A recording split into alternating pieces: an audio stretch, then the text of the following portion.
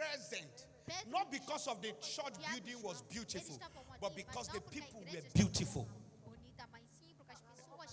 God has not anointed us to show off, but He has anointed us to show up, to be present in the time of prayer. God does not empower us to sit down. He has empowered us to serve. When you come to church and all that you are doing is to sit down, and they ask you, there is no department that you belong to, you don't understand what it means to be in the beautiful church. Our empowerment is not to sit down, it's to serve. How many of us are serving? How many? How many of us understand how to bring people to church? To church, to come to hear how beautiful and pleasant it is for brethren to dwell together in unity. If you are always interested in holding the mic, I challenge every one of you who are leaders here,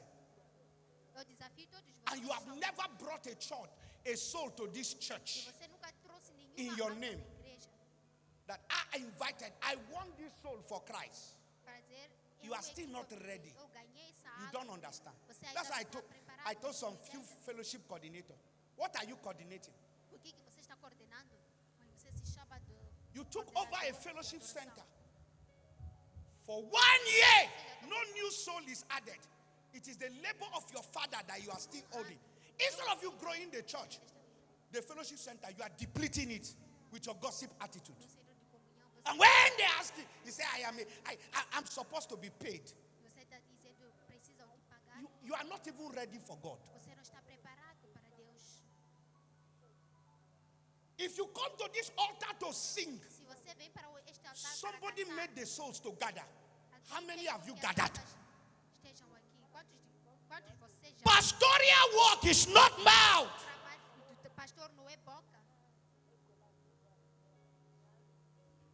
Until you understand, somebody got me born again through the help of Jesus.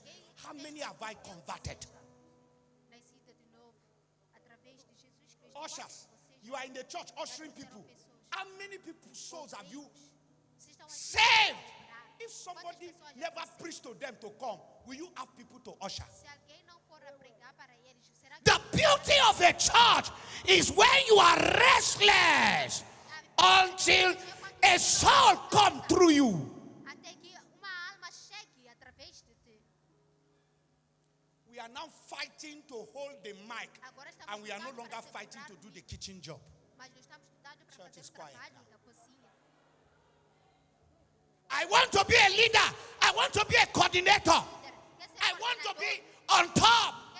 On top. What have you done that will make you to be on top? One soul you have not won. Winning soul you can't win. Even the one that I brought to you, you scatter them. And when they talk, you say, hey, what is injustice? Nobody reinforces failure. Failure is failure.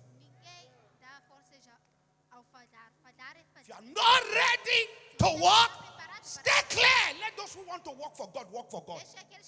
You can't be coming to church for 10 years. You are sitting down.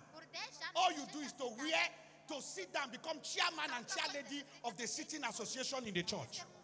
Nothing, no soul that you have brought to church. You are singing. How many people have you brought to church? You get to the church page, you pass. You can't even celebrate. You can't even share the message. Some of you here.